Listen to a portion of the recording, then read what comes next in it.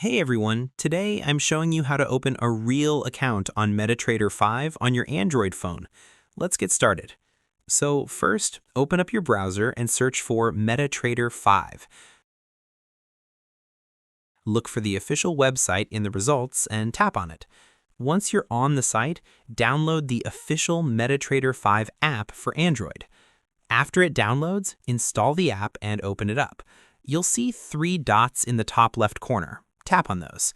You'll get some options to log in or open a demo account, but we want a real account. So tap on the Messages tab at the bottom and you'll see an option to register. Tap on that and it'll redirect you to the MQL5 website. That's MetaTrader's official platform. Here's the easy part. You can sign up using your Google account. Just tap Sign in with Google, select your Gmail, and it'll take you to the account creation page. Now, check your email inbox. MetaTrader 5 should have sent you a confirmation email.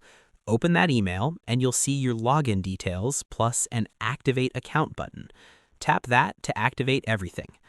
All right, now go back to the MetaTrader 5 app. Tap the Messages icon, then tap Sign In. Enter the login details from that email you just got, and boom, you're in. And that's it. You've successfully opened a real trading account on MetaTrader 5.